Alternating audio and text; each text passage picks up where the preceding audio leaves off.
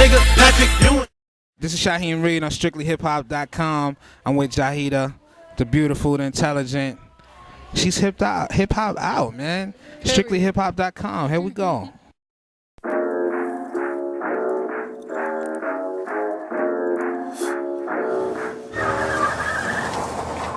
Don't you open up that window.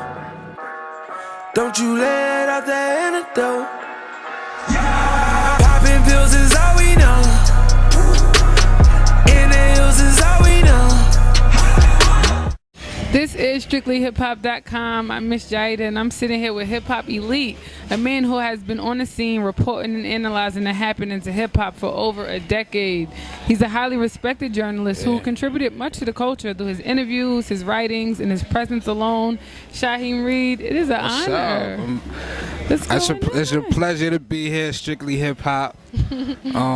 You know, we finally got our schedules right. Finally. You know, I finally got my schedule right, and Busy. we here. I'm happy. We out here in Queens, my home borough. Yeah, man. You see, I got the Mets.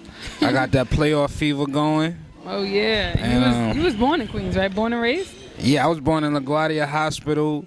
I was raised in Southside. I was raised in like South Ozone Park / Southside Jamaica, Queens.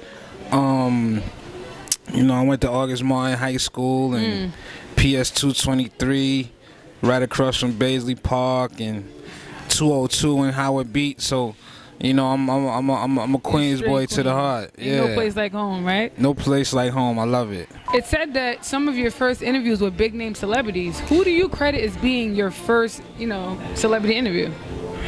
Wow. My first celebrity interview. Damn. I don't. It was a while ago. I can't remember who the very first one. You know what? Who I say the first one is? Stan Verrett. People who don't know Stan Verrett. Stan Verrett is he's an anchor on ESPN Sports Center. Okay. And when I was in high school, shout out to Mr. Price, everybody at Channel 6 down in Newport News. I think they changed it from Channel 6 now, but when I was there, it was Channel 6. And we had this guy named Stan Verrett. He was a radio DJ on Wowie 103 Jams in Norfolk, Virginia. And I was a high school kid, and Stan was a disc jockey there. And he was gracious enough to come and sit down with some high school kids and do an interview with me. And, you know, 20 years later, Stan he's still a man. He's on ESPN. I watch him every night. Wow. And, you know, he's a celebrity, definitely to me and definitely to a lot of people out there. So he's the first one, I would say. So I want to move on to eras. Yeah. You know, like you just said, you withstanded so many eras and periods of time in hip-hop. So starting with the era of lyricism. Now, of course, lyricism still exists today, but I'm talking about the Only Built for Cuban Links. I'm talking about, you know, a few months ago I seen that you posted on your social media and you expressed great interest for, you know, Mobb Deep's second studio album, The Infamous. You went on and said how much you appreciate and love the album. Tell me about why that album is so important for you in that era alone. The Mobb Deep album itself, or just the era itself? First, the Mobb Deep album. Oh man, the Infamous album. It was just wow. You know, Queens. You know, it was somebody from my borough. It's a couple of guys from my borough, and those guys are coming like right off on the heels of Nas Illmatic, like the year after. Yeah. And you know, they had an even darker reality than what Nas had, and you know, I thought it was poetic, but at the same time, it was like watching a movie where it's beautifully shot, but it's blood and guts all over the screen. You know, almost like Kill Bill. Like if you ever seen the Quentin Tarantino movie Kill Bill, especially that fight scene where Uma Thurman is sword fighting like a million other guys. It's beautifully shot. The music is in perfect lock and step with the choreography of the fighting, but it's very gory. It's raw. It's blood and guts all over the screen, and it's exciting. It's a little frightening, and but it's beautiful. So now let's move on to eras of your life. Yes. Starting with the MTV era. I mean, MTV era, fun era. Some of my best friends in life. I met at MTV Sway, Ramon Dukes, Jason Rodriguez, Whitney Gayle Benta, Brennan Williams, Bridget Bland, Rob Mancini, Michael Alex. I still hang out with a lot of the MTV guys. And there's so many names, and forgive me who I didn't name, you know. Patel, James Montgomery, all of those guys, Monty, Sean Lee, damn, it's so many. I still hang out like every year. About 12 of us that used to work at MTV. I think it's only about, out of the 12 that come, it's only about one that's still there. But we have a fantasy football league, and when we all get together and joke on each other and go crazy. But you know, MTV was just an amazing time. Like I think I did some really historic things. Oh, you sure did. I think our team period did some historic things, and you know, we did some things that will never ever be duplicated. Cannot be duplicated, and I'm so proud of my work there. I'm so proud of my team work there, and you know, I think we built the bricks of being legends, and what we did. I think, you know, I'm a legend. Sway's a legend. Ramon Duke's a legend. Whitney Gayle Benta, she's behind the scenes, but she's a legendary figure.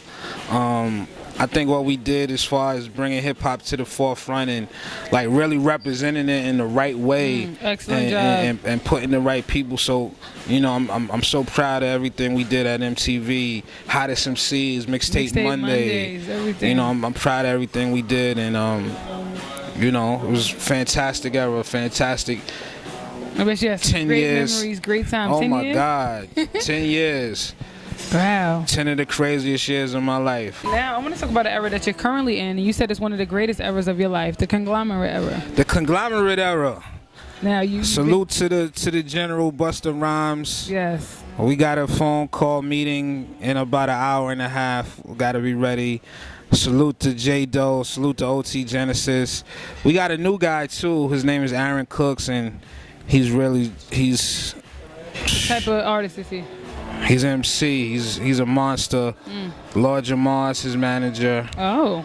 And the guy's incredible. The Roundup series era. Now that was your show for Jay-Z's Life and Times YouTube channel?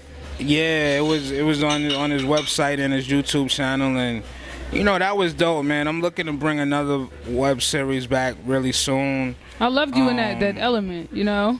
Veteran Shaheem Reid, and it was damn the we setting gonna bring of it back. That was fun though. We had Terrence Howard, Oprah. He interviewed Oprah for Oprah Winfrey. Shoot, you know, it was dope because I had a chance to like just bring some people that my mother knew and loved, you know. But then I had a chance to just keep it gutter. Like I brought you to Nori, I brought you to Jada Kiss, I brought you Future. But then we did Oprah, we did Terrence Howard, you know, we did Forrest Whitaker. You know, we had some fun, man. Yeah, I seen a lot of the episodes. Yeah, it was dope. So now I want to talk about pivotal mixtapes.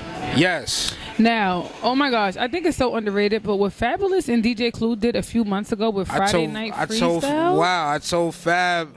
Yo. See, that's why I mess with you. I told Fab I had a chance to see Fab at the Straight Outta Compton movie screening a few weeks ago. I said, Fab, you're not playing fair. You know, I really felt that, you know, at that point it was the mixtape of the year. You know what I'm saying? Period. Like, greatness. First of all, DJ Clue in the background live from the 718. The world famous, like they brought it back. It took me all the way back. It took me, you know, I'm a Queens guy once again.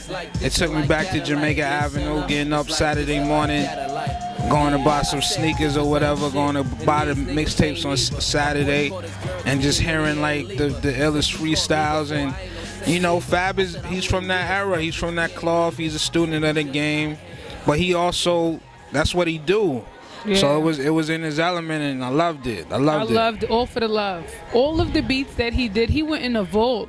I wrote it. I couldn't believe it. I mean, it was just pure greatness. Incredible. I'm gonna have to play that again tonight. But you know, Fab is just always one of the dopest. And you know, the thing that I love about Fab is that he came in. You know, he was with DJ Claw and them, but he came in the game, you know, dolo. You know, not really a big clique of rhymers. You know, obviously like Joe, but they had that connection with Joe Buttons and all of those guys. But you know, he did it dolo, man, and he's still doing it dolo. Fab is absolutely one of my favorites. Absolutely. Oh my gosh, greatness. And that was a pivotal mixtape. And also, I feel like Rich Forever could have really, really, really been an album.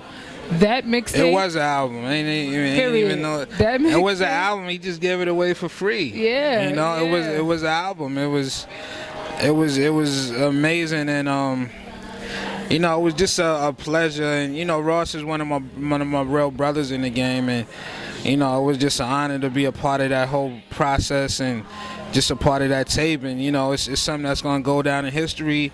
It's probably, you know, I think it got to be one of the top 5 greatest mixtapes of all time. It was the most downloaded mixtape. It was most downloaded of all time. Yeah. So, Shaheem Reid, it was a pleasure having to sit down with you, talking to you. I had a great time.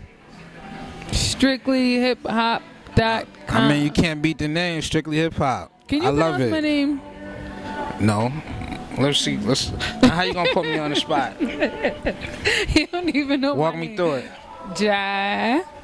Jayyiah. Man, big up to my homegirl Jayyiah. You know, this is StrikklyHipHop.com. This is Shaheem Reid, and hey, guess what? Ain't gonna be no fluff. Ain't gonna be no BS. We staying sucker free. Strictly hip hop. All of the information is right here. Keep it locked in.